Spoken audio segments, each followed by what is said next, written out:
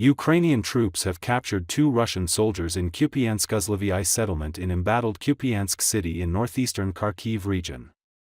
The captured servicemen, shooters from the 153rd Regiment of the Russian Army, had been sent to film a video with a Russian flag to create fake propaganda that the settlement is under Russia's control. Video shared in social media showed the captured Russian soldiers. The video also features a Ukrainian battalion commander Roman Kovalev who said that Kupiansk-Uzlovyi was under full control of the Ukrainian armed forces, stressing that Chief of the General Staff of the Russian Armed Forces, General Valery Gerasimov, spreads lies about Russia's control of the settlement. Kovalev addressed Russian soldiers, and the soldiers' mothers, stating that Kremlin leaders are driving Russian soldiers into the cold in such freezing weather in order to shoot a 5-second video about how Kupiansk-Uzlovyi is supposedly Russian. This was not the first such video from Kupiansk-Uzlovyi. Earlier last week, Commander Kovalev made another video from the settlement, rebuffing Gerasimov's statement that the settlement had been captured by Russian forces. Kupiansk has been one of the most fiercely contested towns in the war due to its strategic location in Kharkiv region near the Russian border. After months of heavy fighting throughout 2025, Ukrainian forces have been conducting operations to clear remaining Russian soldiers from the town. Так, всем привет из Купянска-Узлового. И о главном, я сегодня в шапке, как и обещал маме.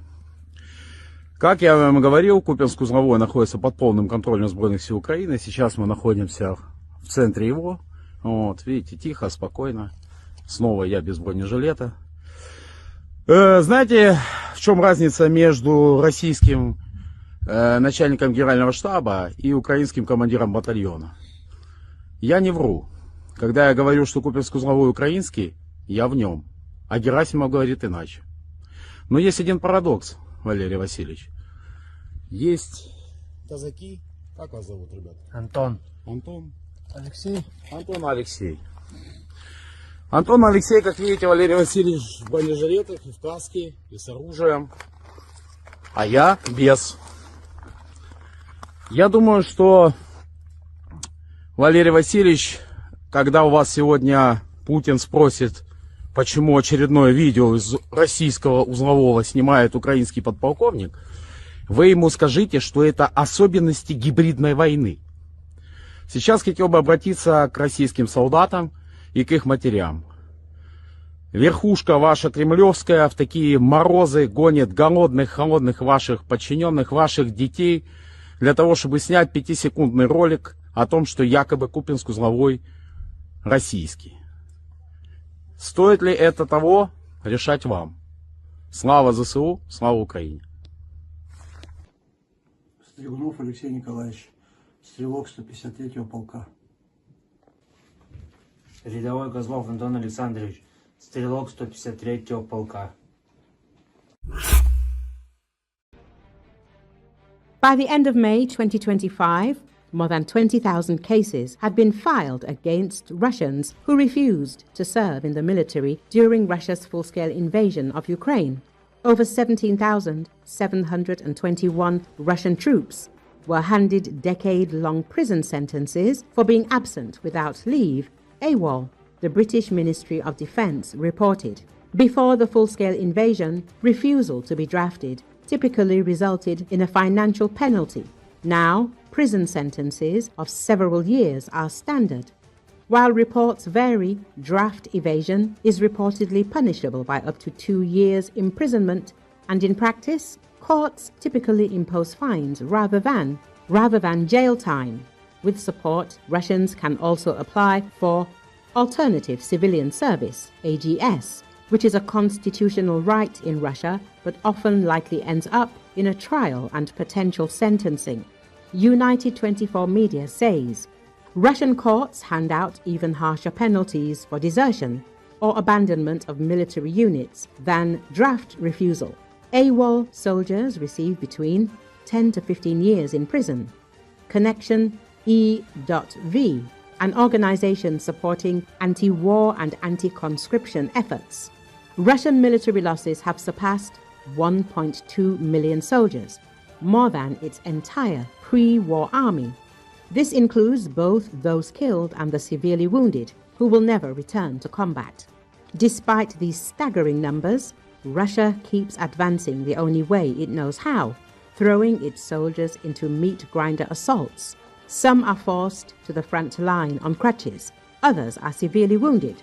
Russia, as a token of gratitude, has rewarded relatives of killed soldiers with a gift for laying their lives down for their nation, such as a meat grinder, other kitchen appliances, or even a bag of onions.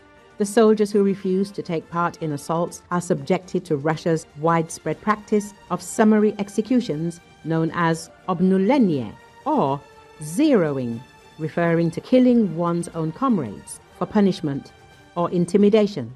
Countless executions have been filmed by Russian forces, and the soldiers behind them are lionized for their atrocities.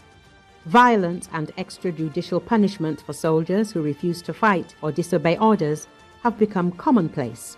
Russian forces have tied their comrades to trees, put them in so-called torture pits, depriving them of food and water, and physically torturing and beating them to death.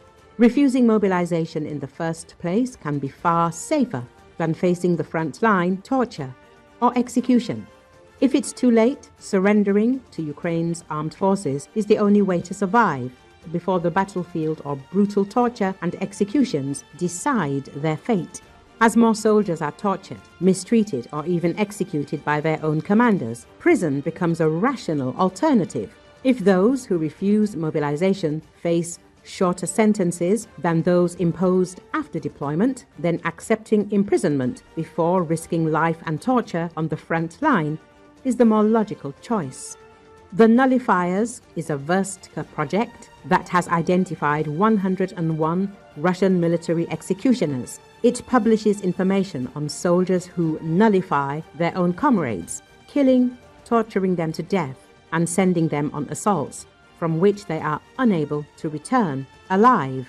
While shocking zeroing, the execution of one's own soldiers is now routine in Russia's army.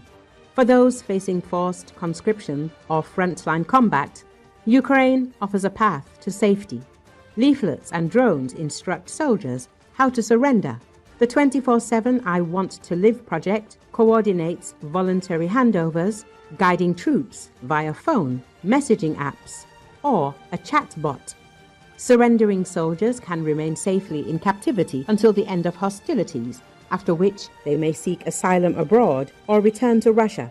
Since its launch, the program has received over 47,000 applications, including Russians and forcibly conscripted Ukrainians from temporarily Russian-occupied territory, as well as foreign mercenaries from 33 countries. Every evacuation is a complex, special operation, but Ukrainian specialists do everything possible to minimize the risks. So far, every evacuation attempt has been successful.